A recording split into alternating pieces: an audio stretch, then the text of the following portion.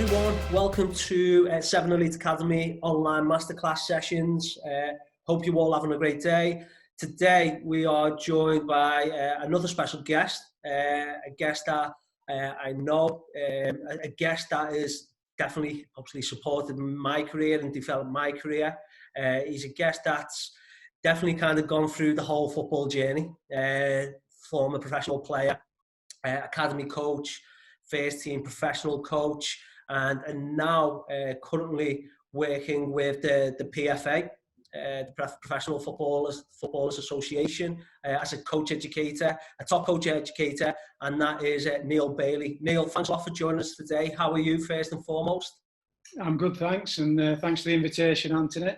It's a pleasure to join you. No, it's appreciated. We really appreciate having you on board to take the time out to do something like this, and especially someone like yourself who's kind of pretty much been there, wore the t-shirt from kind of all different angles of playing the game and coaching the game, and I'm sure a lot of our listeners will take a lot from today's masterclass session with yourself. But just to kind of start it all off, Neil. As you know, we're in this crazy situation of COVID-19. I have spoken to many kind of professionals within the game, from playing, coaching, media, about how they've been kind of, dealing with this current situation and kind of managing it, and still kind of being productive within the game through this current situation. How have you found it yourself, Neil, and kind of how have you managed to kind of get through it each week so far? Yeah, well, it's as everybody's finding, it's been a big challenge, and especially for people who are used to working outdoors or going out meeting coaches and working with coaches. So that's been a challenge in itself.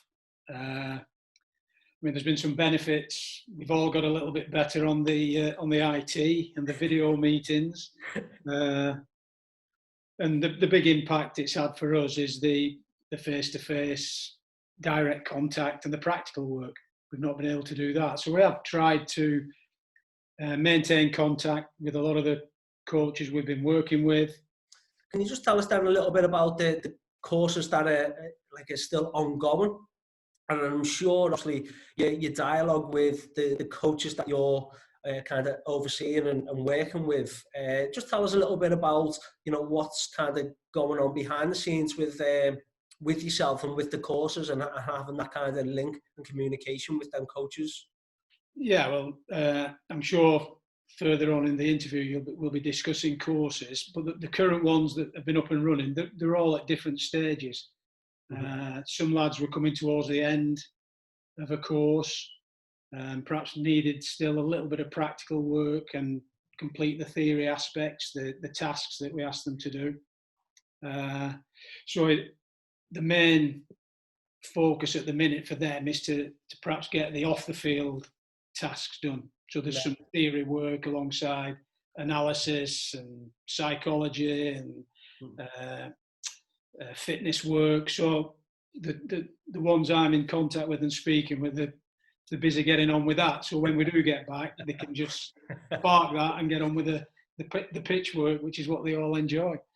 So basically, what you're saying, Neil, is there's no excuses for not getting your paperwork in and getting it all kind of up to date. No, it's just we're just virtually cracking the whip at the minute rather than doing it directly.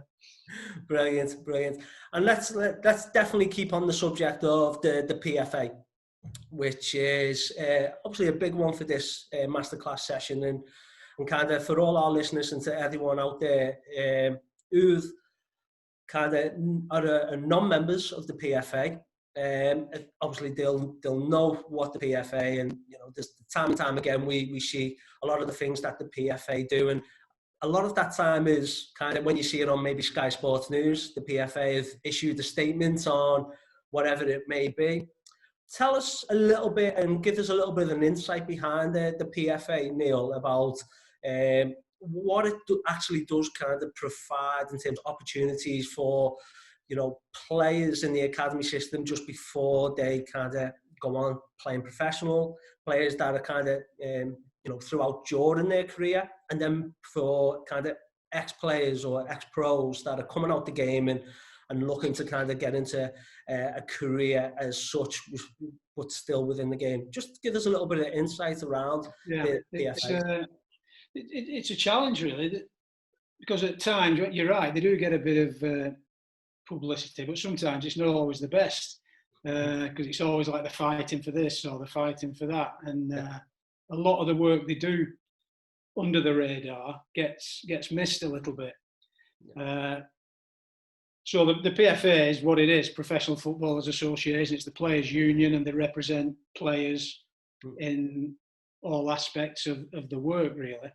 And the biggest benefit that I would let people know about is that once you're a member for life. So if you've been an apprentice and not got a contract and been released, you're still a PFA member for the rest of your life. And in terms of current professionals, there's only ever about 2,000 current players when you add all the squads up. But actual PFA members, there's over 50,000 who are still living, who all have access to further education and grants for operations and things like that. So that's the biggest advantage to being in the union, is that you're a member for life and you can call on the support for whatever you need throughout your life. The different departments we have, obviously I'm in the coaching department, but there's an education department. So if players come out of the game and they want to study for something else, they'll get funding towards that. There's a community arm to the PFA where I think the last numbers we had, there was over 40,000 visits from players to community projects and visits. You might be going to a school and doing a presentation or something, but over 40,000 in a year. So that's a big arm. There's a player agency where, you know all about agents. The PFA have one as well where it's, for the player, there's no external agendas or anything like that. They started to give youth advice, so coming into a professional game, there's kids in academies now from 6, 7, 8 years of age, and a lot of parents might not know the ins and outs and regulations. So there's a department at the PFA who looks after that, which is getting bigger, and there's a legal department if they need advice, independent advice that way. And of course, the biggest growing area at the minute that's on message is mental health and welfare, where there's pressures and players are opening up a lot more than they used to do, and that's becoming a big demand on the resources at the PFA. And that kind of spills into one of the questions that I was thinking while you were talking about all these different departments. And you're quite right, mental health. I'd say mental health awareness is continuing to grow. I think more and more. I think more people and more players and coaches and people within the game are starting to open up a little bit more, which is great. And knowing now that there's further resources and further departments to support people with that kind of aspect. But then you were talking about all the other departments. Now, you've been with the PFA, Neil, for, I don't know, maybe nearly 20 years, I think it is. And how have you seen then the Professional Footballers Association kind of grow ever kind of since you've joined it? Because as you were saying there, the game evolves and there's more, there seems to be just more things kind of dripping into the game that obviously is really important. And then for that, you need the further resources and education. So how have you kind of seen the PFA grow over the years? It's not grown in its purpose and reason for being. It's always to look after the players. The number of players has increased. The finance in the game at the minute, certainly at the top end, is dramatically increased. And they've had to evolve with that. And the biggest,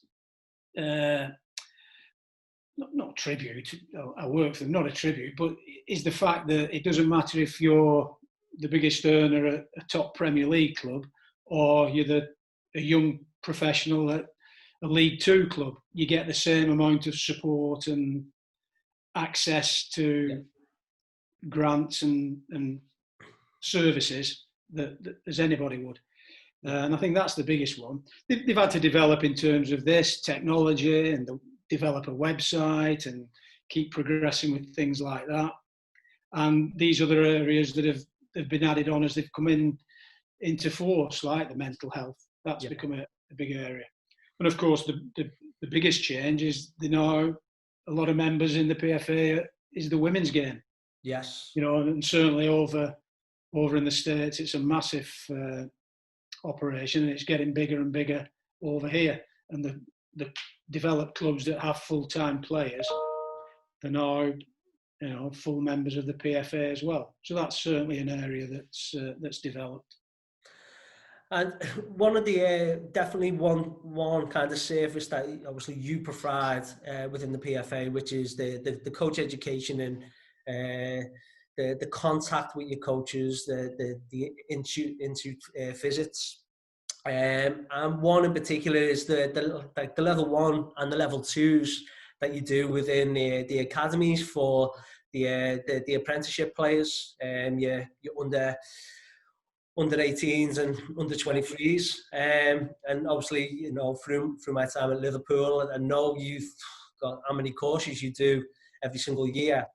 Do you feel obviously a lot of the players kind of utilise that surface within those age groups? And I do know that, and I do get it as well, that some players are still tunnel focused on the purpose of making being a professional footballer. So the coaching part of it might not be as a priority at all to some of them.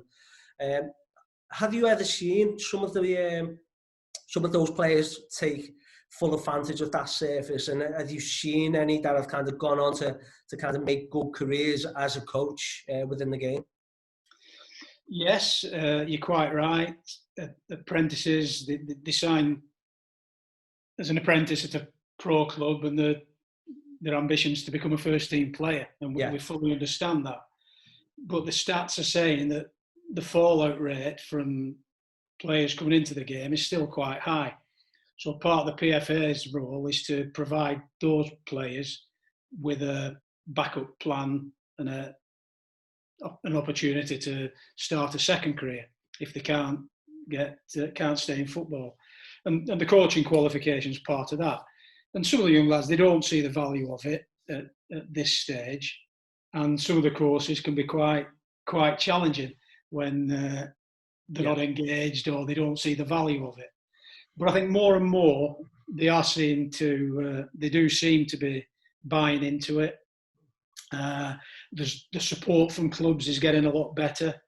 I think in the distant past, it was probably seen as something they had to do it, so let's get it out of the way. I think they see the value of it, and you'll know from the education department at Liverpool, they're very supportive of the work I do. They're helpful with it, and a lot of their players are now coming onto the UEFA B. Yeah, 3 or 4 last year on last year's course. There's 3 or 4 more this year coming onto it. So it is being seen now as a genuine pathway to either stay in the game or make a career outside the game. And a lot of lads come over to America and with scholarships and settle there and get into coaching that way. In our country, there's a lot of private academies setting up and soccer schools. That's a way of using the qualifications. And a trend that we're seeing as well, a lot of the pro clubs are taking some of these lads back in. Yeah. If they get the qualifications, they're familiar with the process and the setup of the club, and they're taking them in to work in the academies and keep that continuity going. So that's certainly an area that seems to be growing. And the fact that players understand now that you have to be qualified, you can't just get a job based on your playing reputation. That message is getting through and a lot more are taking the qualifications earlier and trying to go through it in the right way. I think it's a great service, that in particular, along with all the others as well. And just from past experience, I'll never forget it. In my early days of coaching at Liverpool, 2006, and the youth team had just done kind of back-to-back FA Youth Cup wins, and I think it was 06, 07. And within the following year, there was actually two of the players, part of them squads, that kind of just fell out of the game because of the PFA coaching courses, and I think they had got the level 2s through yourselves.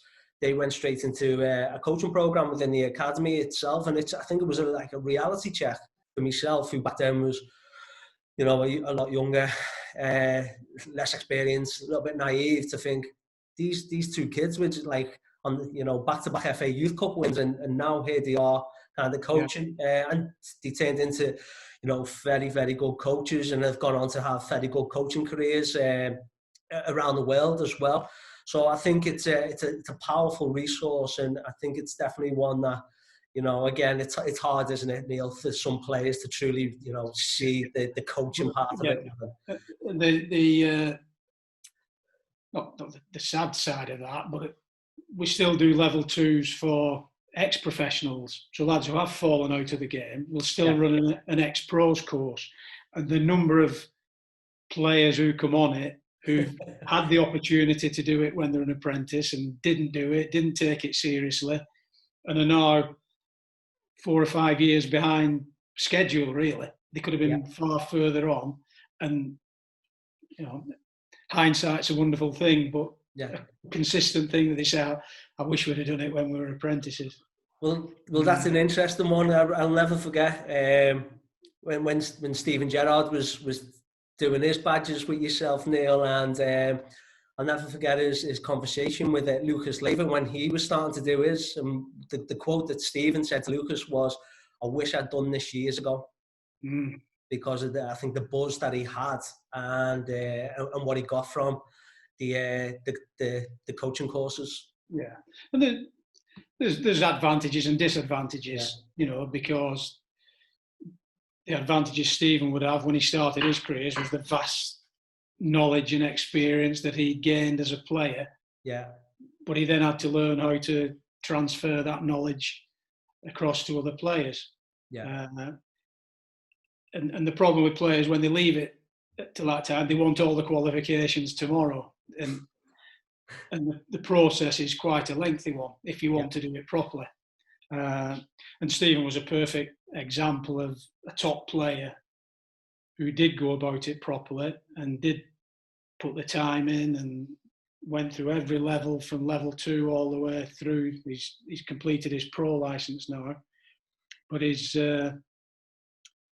attitude towards learning and wanting to be better, not just collecting the qualification, was first class, and gives me as a coach educator plenty ammunition to quote at people when they want to take shortcuts or faster to the qualifications, So crack the whip out.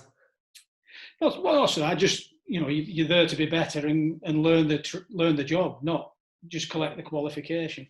100%. And I think Stephen's an interesting one. I think maybe on his career, and I'm sure it's happened to many, many others in a similar situation to Stephen, is when, like, if a player was kind of currently going through their courses and kind of ex-player or ex-pro or coach, for this matter, are doing the courses with yourselves and end up finding their career kind of going overseas. How does that then work, especially if you're in the middle of the course? Would the coach just have to kind of put it on hold, Neil, or is there still opportunities to continue that course, that kind of connection with the PFA and development if they were to kind of go overseas and play or coach elsewhere? Yeah, I mean, again, technology is a massive help in that respect. Skype calls and video calls and film sessions that they can send over, so and you can give them feedback on sessions they've done that way. I mean, I was fortunate enough to be able to go out and do some support actually face to face with a couple of lads who were working over there. So we still try and cater for the needs of each individual and what their context is. So it's not a barrier to completing a course. We just have to find a way of giving them the support they need. Yeah. And keeping on the support and the mentoring, what you're talking about, Neil, is so obviously you've been doing the tutoring and the mentoring for many. How many years is it coming up to now since you've been doing something like this, Neil? Yeah, it's probably going on 20 years now. 20 years. And I'm finishing the coaching to coach education, yeah. Yeah, so just tell me then, obviously coaching and coach mentoring are two different things, and coach tutoring, and tell me then, like, the love and the passion for what you do around the coach education and mentoring. Yeah, I mean, there's a bit of there are actually mentoring courses now that you can go on and sort of get qualified. I wouldn't class myself as a mentor as such, or a qualified mentor, but the way coach education has gone, it's developing into that type of role where there's individual support, whereas lads used to come in, do a course, go away, come back, be assessed. That was it. End of the relationship. Yeah. It's a lot different now. The delivery of the courses is different. The content on courses is different, and the way we support coaches is different. So I know what you mean in terms of mentoring. Funny enough, I read a quote this morning, just purely by coincidence, from a writer and philosopher who won the Nobel Peace Prize in 1952, Albert Schweitzer, his name. Yeah.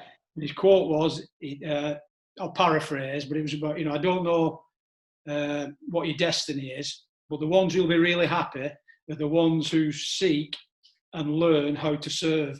Love it. And I thought that just fits into the role we do, really. And you've got to have in all the roles, playing, coaching, coach educating, if you've not got the enthusiasm to get out and give it your best each and every day, you're not going to be successful. So the current role we have now is to give players the best support you can give them and help them get as good as they can be. And like in many ways for kind of coaches, when they kind of get that buzz around seeing a player that they've kind of had some kind of part to play within the player's journey to go on to do great things within the game. I'm sure it's very similar then to yourself, Neil, whenever you're doing the courses and kind of coaches that you work closely with, kind of doing some brilliant things in the game. I'm sure you get a lot of thrill from that. Yeah, of course, and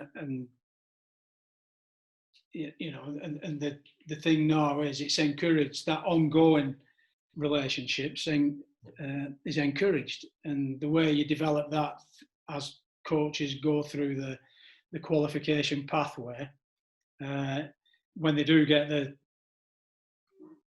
last qualification, it's not the end of the learning. It's a lifelong learning now. That's the way the courses are sold. And it is. It's nice when you keep that contact. You ring players, you ring as the coaches and managers, or they ring you for advice, or it's a rewarding part of the role. I'm sure it is. And talking about the actual the players, and let's even so the coaches as well. So the coaches that are on the PFA, because again, maybe for all the listeners, I think to kind of give them a little bit of the picture that it doesn't just kind of work from when you're playing, you've got to get all your badges to be a coach. Some of the coaches that are still working within the pro game are still undertaking A licenses, pro license course with yourselves and so on. Yeah. And similar with the players, especially around their kind of playing schedule. How do you manage then, especially with the kind of the modern day A license and pro license courses. Yeah. How do you manage the schedules with obviously yourself, but also with their kind of schedule to kind of get through these courses? It is difficult, and it is quite a demand and a challenge. You know, despite what you read, players, the demand on the time's quite high. You know, and physically and mentally. You know, and when they get the chance of a break, so the close season, this is where the courses have changed. It used to be they either had 2 weeks holiday with the family, certainly the higher profile players, they either had 2 weeks holiday with the family, or they had to go to St George's Park or Lillishall, as it used to be, to do the course. And quite rightly, I think the bigger players spent time with the family. So the way the course is delivered is a lot more player coach centered, and a lot of it is to meet them where they're at, and by that I don't mean physically where they're at, but their situation and their context. We try and fit in around that and try and understand it, and work out what the strengths are. So for example, the top players you've mentioned already, if I'm supporting them, I'm not going to be teaching them technical and tactical knowledge. Theirs is higher than mine, because they've played at a high level for a long time. But there'll be something that they need to work on and develop, and you find that. So it's working out what the needs of each individual coach is, and helping them develop that, but also build on the strengths they've already got. Yeah. And time it's a big issue, because a lot of this support now is one-to-one, whereas it used to be bring everybody on a course. Now it's you're going out and watching them work in their own environment, which is better for them, and I think it develops them a little bit quicker as well. 100%, and I think obviously that's again yourself and the, you know, the PFA, you know, compromising with the careers and doing whatever they can to kind of be mindful and you know and do it at a pace where it can be achieved. So then, and I'm sure that's of course definitely you know, an obstacle or definitely a challenge. And you know, I remember on one of our courses, Neil, you know, one of the coaches unfortunately couldn't, you know, do the month of January block because it was transfer. The transfer window was about to close, and he had to stay with his club and so on. So, what are then some of the toughest challenges then for yourself, Neil, around this role or around the stuff that you do with the PFA? What are some of the tough challenges that you face? I think managing your diary. Yeah. And trying to marry it with the diaries of the people who are the ones who are certainly working in the game, the ones who are trying to find a way in. It's a lot easier. But with people who are actually in the game, and especially current players, you know, and you might have dates in the diary where, you know, they get these schedules a month in advance, and they know they're going to be off on a certain day. So you book a day in, we'll do some work that day. But then the night before, the game doesn't go as planned, so the day off's cancelled. They're in that day, and you can't fit it in because you've got other things in. So juggling that and solving that conundrum is probably the biggest challenge, so that you maintain some form of continuity, because it's quite easy to go several weeks without seeing them or being able to get in, and you find you're back to square one sometimes. So it's better if you can keep that continuity. So that's probably the biggest challenge. The way you use it is, and the way I always try and work with players, is to build it around the games. Whether you're playing or coaching, link the practical work we do to things that are actually happening in their game. Yeah. And by doing it that way, I think it keeps it fresh in their minds as well. So then, Neil, tell me, you've played the game as a professional. You were academy coach for many years at Manchester United. obviously first team coach at Sunderland, been with the PFA for many, many years as a coach educator. So like I said earlier on, when introducing you to the masterclass session, you've pretty in a progressional way kind of gone through the whole journey from near enough kind of from the bottom to the top. How have you then adapted, or have you had to adapt your kind of your personality and pick things up along the way, from going from player to coach, academy coach, to then first team professional coach, to what you do now within the PFA?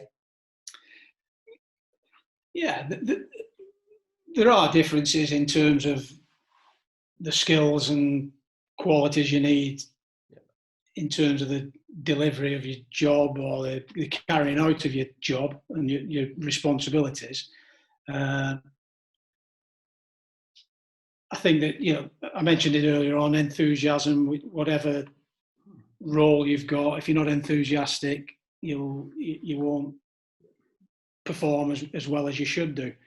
If you've not got that desire to learn yourself, I think you've always got to be looking to evolve. The game's changing all the time. You've got to change with it and adapt it. So I still watch a lot of games and either link to lads you're working with or apprentices you're working with, watching them play. So I think as long as you can keep the role along with the game, you can stay relevant, and the topic of conversation is current rather than what happened years ago or when I played or things like that. It's changed.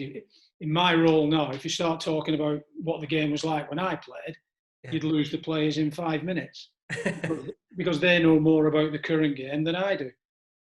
Even though I watch it, they're actually playing it. So, we try and tap into their experience rather than passing our knowledge on to them. It's drawing their knowledge out of them, really.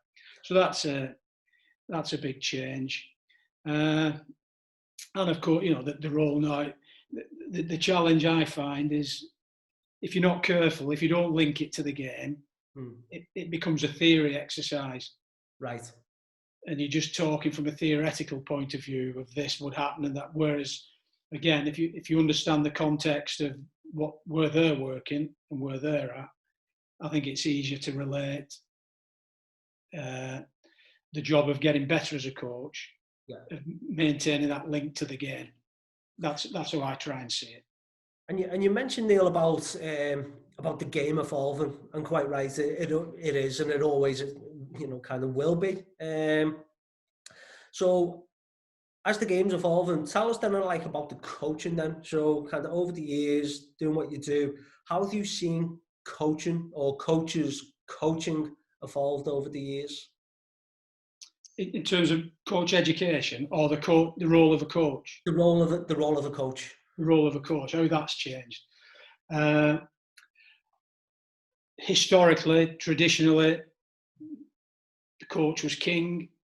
It was do it my way or the highway, and very coach-centered in terms of delivery. This is what you're doing. This is when you do it. This is how you do it. And there's still a time and place for that, I think. But as not so much players have changed, as people have changed, I think they expect a little bit more now. So coaches are having to find a different way of getting that knowledge and transferring that knowledge. So, kids in school now are brought up to be asking why. Whereas if a coach told me to do something, it was how many times?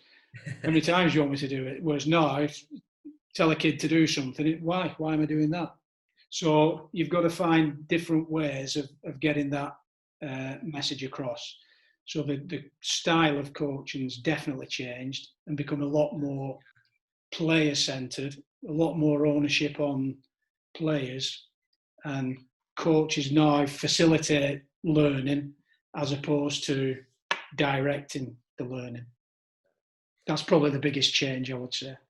So coaching styles and coaching delivery and kind of are kind of connection with our players, engagement with our players is the big one, you would say? Yeah. The coach, the trend now is to work out the human being you're dealing with, as opposed to just treating him as a commodity to play a game. You know, there's things going on in their lives away from football that impact what they do. So the coach's job now is to get to know the person rather than just get to know the player. Yeah. And I think that that's certainly a big change in coaching attitudes, and for the better. 100%.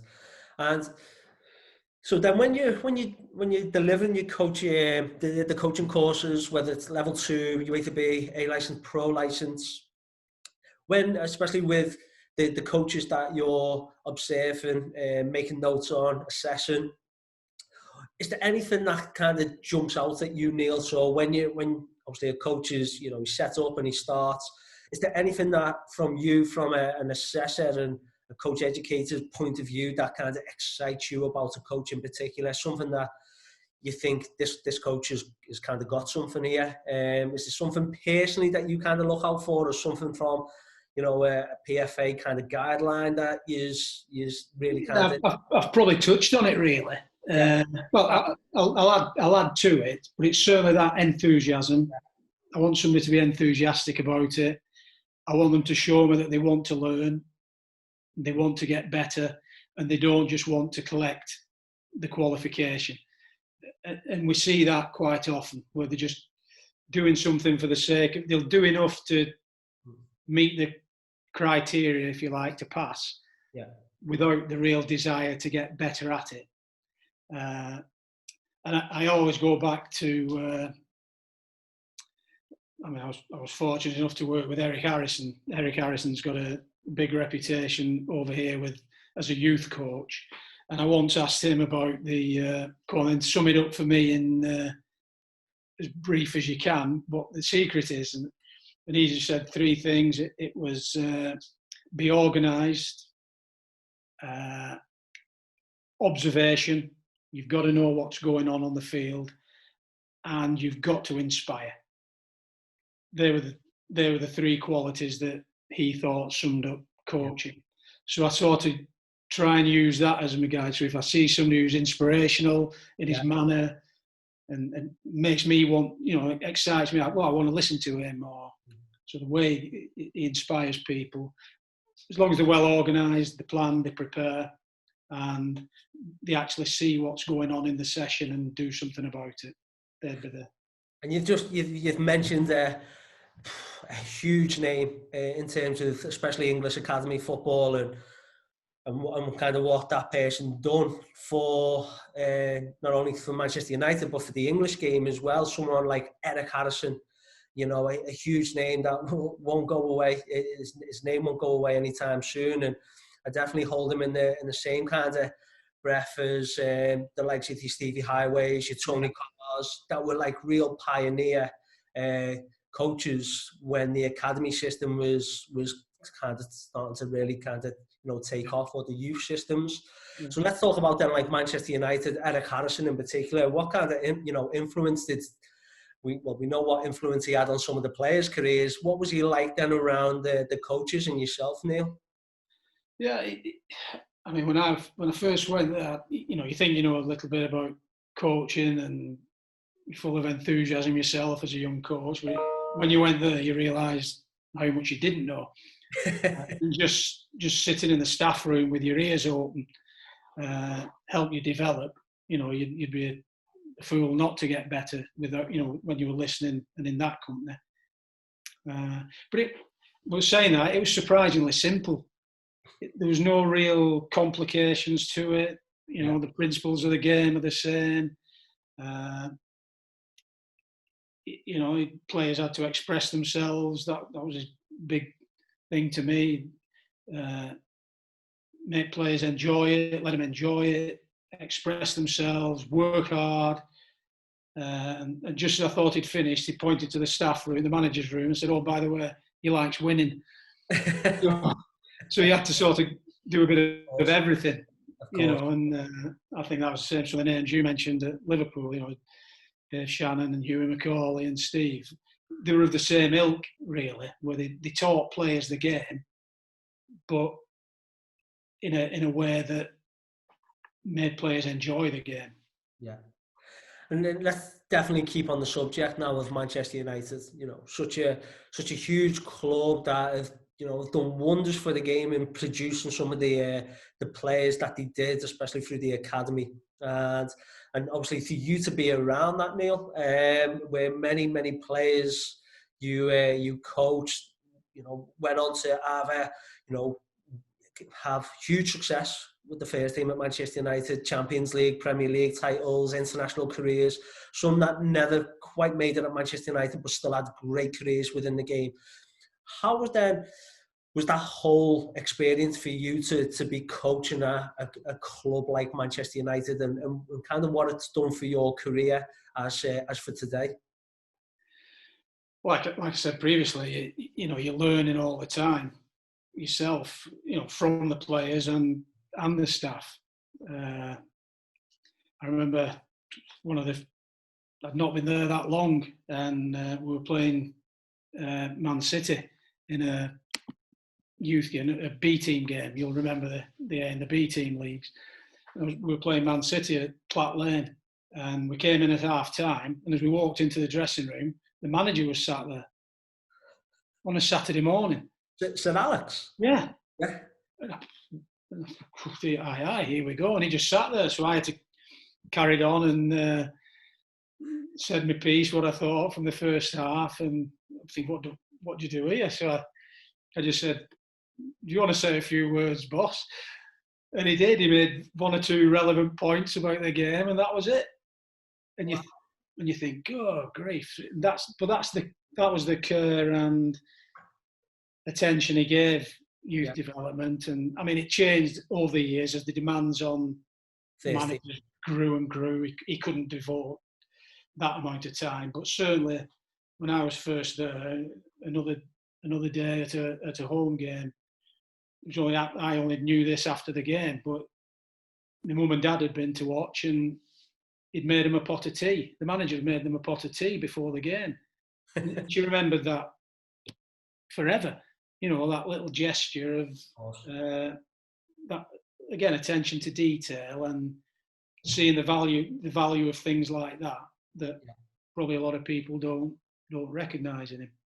But, that was the type of thing you were picking up all the time.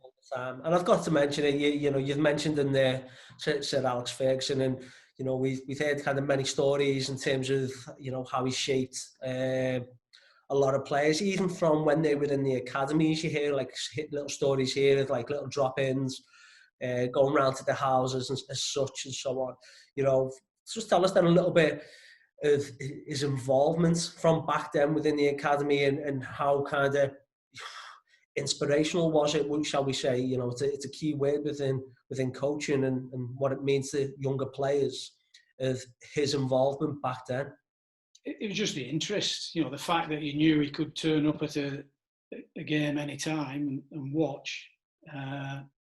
Was two things. One, it showed how much he valued the work that was being done in Centre of Excellence then, and as they became academies. He valued that. But because of the standards he set in terms of how you went about your job, it kept everybody pushing to work to this as high a standard as you could. Because he was one who, and I still remember, you know, think of this when they talk about players not getting through, and we know it's changed and the challenge is different now. But he always said, if you get to the standard, you'll get an opportunity. So the fact that he came and watched people encouraged people to get to the standard, because he was true to his word, and he did. And long after the class of '92, players were still getting an opportunity as long as they reached the standard. What a great quote that is, by the way. If you get to the standard, you'll get the opportunity. Yeah, that's a brilliant quote. And you worked in, you know, with many players that went on to play for Manchester United, Neil. went on to win Champions Leagues. You know, the highest kind of accolades you can possibly win as a club player. And for such a powerhouse club like Man United. Yeah, and also you worked with many other players as well that had, you know, fantastic careers within the game. Just then tell us then, because, you know, standards, especially for a club like Man United and like the quality of the first team level at that particular time, where they were dominating, you know, domestically, European titles as well.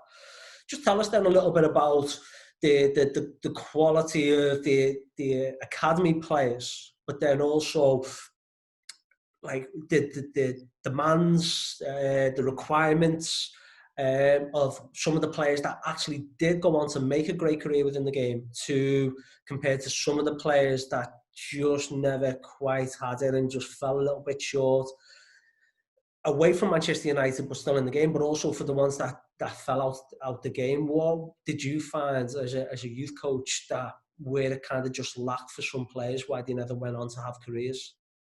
It's always it's a tough question, and there's no easy answers to it. You know, it could be injury related. And sometimes I get a bit uncomfortable around that, because a lot of the players who did get through to the highest level, you know, so, I mean, the ones who people will be remembering, they were slightly before my time there, but there were a few others afterwards. And I think they'd get through regardless of who worked with them or developed them. They've got that desire, dedication, attitude to get in there. But we always had one of the big guiding principles I picked up there was, at some point, a player will be ready for first team football. And if it's not going to be at United, for whatever reason, the players they brought in, the young players who'd already got in the first team, the ones coming behind, at certain points they were ready to play first team football. And if it wasn't going to be there, it had to be somewhere else. And you're right, a lot of players, the leagues were peppered with ex-Man United players and other clubs as well who developed players. And you got as much, or I certainly got as much satisfaction out of those lads, the ones who might have just got a little taste, you know, Danny Webber and David Healy, Danny Higginbottom. But when you analyse the careers, they've had good careers. Yeah. And you got as much satisfaction out of that as ones who came through.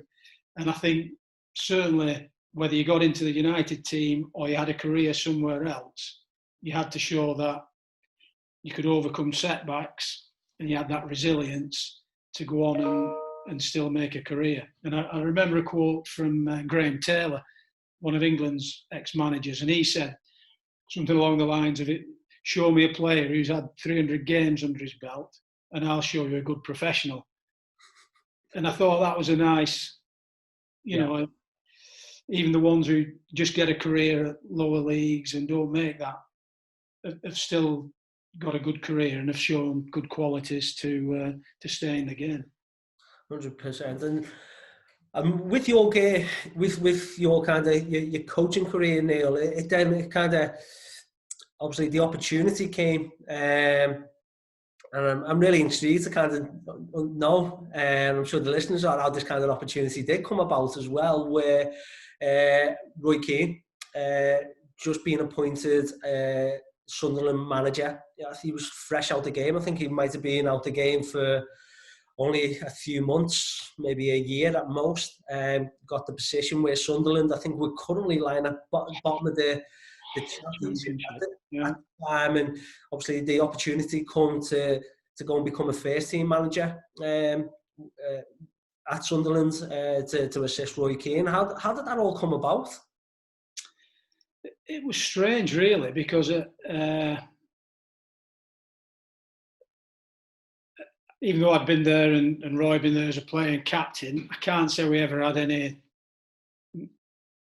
long conversations about the game, and I'm not naive enough to think I was first choice. I'm sure he'd have asked other people who either couldn't do it and eventually. And it was just a phone call. I was sat at home one night, and the phone went, and it was Roy. And would I fancy a job? So yeah, you try and act cool, but I made my mind up then, you know. But obviously there was procedures, processes you had to go through. But so yeah, and Roy had gone in September time. They'd started. I think Niall had been holding the fort a little bit, and they got off to a bad start, and they were bottom of the league. Roy got in. It was the Christmas period by the time I was starting, but that was a fascinating period. You know, when you think they went from bottom of the league to actually winning it in May, and it was a real lesson in momentum. Really, you know, you got to a point where you just felt every time the team went out they were going to win. Yeah. They were scoring spectacular goals, late goals, mirroring a lot of what he'd done at United. Really, you know, the number of late goals we scored that was incredible, and it was just that defeat never seemed to come into it. So if you could, and I'm sure there's lots of scientific studies going on about momentum, but that was a classic case of momentum and a team just steamrolling the way to the championship. And how was that for you then, Neil? Had you had any, obviously being around any kind of first team coach, was that the first kind of, you know, first team coaching gig that you had? And I'd had a little bit before I went to United. I was at Blackpool, but I was youth team coach at Blackpool. But that level, at that stage, youth team coach was a title. Yeah. You were also head of recruiting, head of the Centre of Excellence, reserve team manager, assistant to the first team manager. Billy Eyre was manager at the time. You know, a great fella. It was all hands on deck. So I'd had a little bit of experience. So by doing the reserves, a lot of the first team lads would come down and play and train. So you'd had a taste of working with senior players, but it hadn't been a job description type of thing. So it was the first full-time opportunity to work with the seniors. And then working with obviously someone like Roy Keane, who, let's not beat around the bush, an absolute monster of a player, a legend of the game, someone that has got... He still was at the time. I'm sure he was. Did he get in training quite a bit? Was he still... Not too much, but even the staff bits would have little challenges going, and I was soon put in my place anyway. But he's definitely one. Even to you see him now, I think it's great. He's back, you know, constantly on the punditry on Sky Sports about his standards. You know, someone that has such high standards. I think even some of the pundits kind of struggle with the standards that he kind of sets and the standards that he talks about, especially from the modern day player. Where I think some pundits try to kind of say to Roy, well, the game's not what it was when you was playing, Roy. There's other factors, and for whatever he will not kind of tolerate it as an excuse. So then someone like him and the standards, Manchester United, everything that he achieved, to freshly kind of coming out of the game as a player into his first ever managerial job. How was that then kind of for yourself? How was it from like in the background, like him building the coaching team and for you to kind of, you know, work closely with him? Yeah, I mean, he had Tony Loughlin with him as an assistant. I did a bit first team, and then I did some with the reserves as well at the time. Worked in between. It was quite simple, really, in a way. It sounds too simple, but, you know, I always remember him saying to the players, he only had 2 rules: turn up on time and work hard. You know, and literally that was it. He wasn't one for fining players and doing this, but he, you know, and he did. He had high standards because that's from where he'd worked, from how he'd been as a player. Players he'd played with had all had that sort of attitude. You know, some of the training sessions at United were better than some of the games they played, because they challenged each other day in, day out, and I think he just transferred that into his managing career. And I'm sure over time he will have evolved to some degree, because, it's right, not everybody can be at that standard, but I think everybody can strive to be at that standard, and that's what that was his biggest thing. If you were trying to do the best you can, you would tolerate that. You'd accept mistakes. Yeah. It's if you weren't trying to be the best you could be, that you would challenge players. And then for someone like kind of, let's say Roy Keane, and then let's just think about some of the current kind of players turned into coaches that are from the same kind of cloth in terms of high standards. You look at Steven Gerrard, Frank Lampard, John Terry, just to kind of name a few. Captains of England, and won all kinds in the game. Again, just monster players, mentally on a different level. From you then as a PFA coach educator around someone like that kind of that personality, what is then like the advice kind of maybe given to some of them players that are kind of going into the coaching world, knowing that captains and the demands? Is there any advice that you kind of give them, or because I'm sure you can't be going into it in the same aspect as a player, taking that into a coach? Do you have to maybe strip back something, or? I think one of the big things for any player, I mean, when you're playing, even though you're in a team and it's a team game, deep down, you just make sure you're ready. Yeah. You get yourself ready, you prepare yourself, you get physically, mentally, the right food, you prepare yourself, and as long as you're ready to go, that's about. I know you'll have an influence on others. I think when you become a manager, certainly, probably a coach is a stepping stone towards that, but when you become the manager, you're suddenly responsible for 25 people, not just yourself. Yeah. And I think unless you get to know those different personalities who you're working with, it's difficult to motivate them. It's hard to do it, one size fits all. As we mentioned earlier, you've got to get to know the individuals you're working with and find out what makes them tick. Yeah. So that's certainly one thing you try and get across. And I think they're sort of bridging that era where that was coming in anyway. So they'll be aware of that, that people are individuals and you find it. I think the planning and the preparation is a big shock to them. They don't, I think even when they're playing and they go out onto the training field and the boxes or the size of the areas the coaches are working with, I don't think they've given it a minute's thought as to why it's that size. What are they trying to get out of the practice? Of course, what are the outcomes? So I think that's a big learning area for them in terms of planning and organising your session and linking it to what you want to get out of it. Communication is a big one. How do you transfer that knowledge that you've got? How do you get that across? And then another thing, and this comes into it now as players are getting, so the names you mentioned who are now either completed or are doing the pro license, a lot of that now is looking outside the game, looking at other sports, looking at other industries and high performing environments and high performing teams. How do they do it? How do they go about it? And I think it's not to take away the value of what we do in football, but it's what can we bring back from them that helps us make our players better, our teams perform better. And that's certainly an area that's developing more.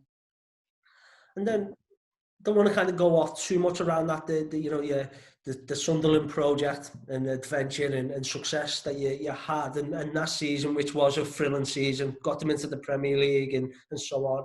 So for yourself in particular, Neil, that whole that time there and what you did, Was there anything from that experience that still to this day you've kind of kept hold with both hands, and again is kind of, you know, developed you as a person, as a coach educator? Was there anything from that experience that kind of stands out for you? Well, you certainly learn things about yourself and how you deal with, because up to then my main role had been about developing players, trying to get players better to get into first teams, whereas that role meant you were working with players who were in the first team and getting them to win matches, to win games of football. So you can have all these philosophies and ways of playing and how you would go about it and how you would do it. At the end of each week in that role, you had to try and get 3 points, or enough points to stay in that league. And that was a different challenge altogether. It was about performance, and you had to focus on performance. And if you got your performance right, you hope the results would come. But as we all know, that it's not always the case. Yeah. So dealing with that gave you a real insight into that aspect of coaching and managing, which I think now informs some of the work you do on coach education. And it helps you, as I mentioned earlier, it helps you stay away from just that theory aspect. Oh, if you do this, this will happen. And if you do, that's miles away from what happens in the real world, you know, because you're dealing with human beings all the time, and that brings its obvious challenges. And it's all right having the theory, but you've got to turn that into practice. So I think that's probably the big thing that's helped me in terms of coach education, is applying it to trying to win a game of football. So then from the coach education point of view, Neil, obviously you deliver pro license courses, you run them A license courses around the professional game through the PFA. What is your kind of thoughts in terms of like the optimism and hope for English coaches in particular from what you kind of see from the courses, Neil, for the future of the game? Yeah, I think it's as bright as it's not ever been. I think it's not so much that coaches are a lot better. I think they're getting better prepared. Mm-hmm. And I think one or two now are looking beyond our game. There's one or two now starting to work abroad, whereas that was unheard of, you know. And I think certainly on the pro license that we've mentioned, when you get people coming in and people who are at the top end of the game in terms of chief execs and recruiters that way, are now starting to look at young British coaches, and with the success Stephen's having, that you're hoping Frank Lampard will get, and other names you've mentioned who are now coming into the game, what would be good for young British coaches is for them to be successful at the bigger clubs, so that, you know, it encourages chairman and chief execs to start looking and giving them the opportunity. So we talked earlier about opportunities for players. We're now starting to see opportunities for British coaches at the top end of the game, and I think that's to be encouraged. Definitely so, and I think it's should be knowledgeable as well about some of the fantastic coaches, you know, within the Football League, or fantastic managers within the Football League as well, English coaches, you know, that are doing remarkable jobs. And I think, and hopefully there'll be, like, again, more opportunities for them. You only have to, like, look, you know, fellow Scouser, Ryan Lowe, what he achieved last year at Bury on those circumstances. If you were to think of any Premier League manager with a mid-table team, with the situation that happened at Bury, to go on and win the Premier League, he'd be the most wanted manager in world football. And doing another good job down at Plymouth as well, and you know, and there's many more like Ryan as well that are doing a fantastic job. So it's very pleasing to hear your thoughts, Neil, on the current crop of young, but also still existing English coaches that have been in the game for many, many years as well. So, fingers crossed, we definitely see the evolving of the English coaches getting more opportunities at the highest level. Yeah, I'm sure we will.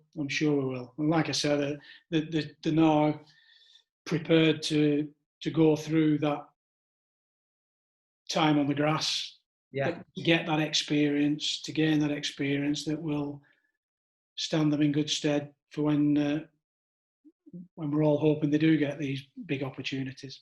100%.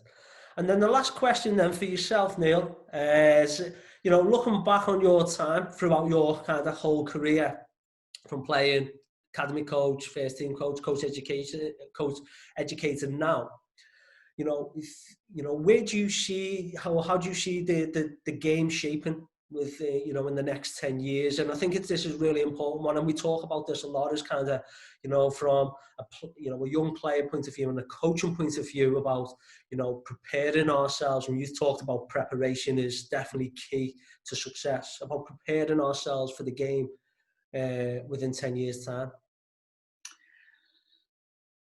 Again, difficult to put into a brief answer. I think it will change. The game always will. It'll always evolve. Things will develop. New things will come in. I don't think the principles of the game change. It's still an invasion game. Yeah. You're still trying to beat the team at the other end. You're still trying to score more goals than them. How you go about that, people have their own opinion, and of course, would be here for another hour if we had to get into that debate. So the game will change. I think data is becoming a massive area in football.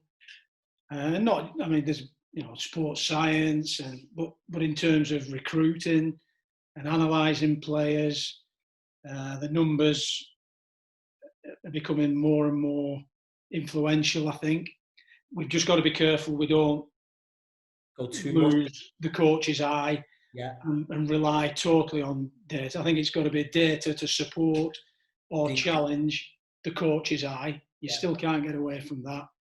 But I think that'll become an ever increasing area for coaches. So I think being able to code games and not just rely on your support staff, but to be able to do that and form your own analysis and look for what you're trying to get out. I think that's certainly something that coaches will need to get better at. And like I said, just study the game, observe matches, see what's happening, observe other sports. I'm going to repeat myself again. Look outside the game. What can we learn from other sports in terms of how they go about business, lead and create that high-performing team? Because I think there will be things, just as other sports come into football to see what they can gain. It's a two-way street. But don't be just closed off and think we can't learn anything from outside the game. Neil, what I will say, this has been brilliant. Really insightful, especially around the your career, especially around the Professional Footballers Association. Especially for like non-members and the general football public, in terms of what that association provides and the services it gives to players before, during and after careers. I think it's been truly an insightful masterclass session, and again, everyone from 7 Elite Academy and to all our listeners, we really appreciate the time that you've taken out for today, and hopefully, Neil, you'll be back out there, back on the courses and doing what you do best. We hope so. There's only so many video conferences you can do, isn't it? To get back out in the fresh air. That's it. I know you, Neil. You want to be back on the grass. You want the balls rolling back on the pitch, and that's what we love about you, Neil. And that's football, isn't it? It is, exactly. Can't lose sight of the game. Brilliant. Thanks a lot, Neil. It's been a pleasure. Thanks for asking me. Hopefully, we'll see you soon.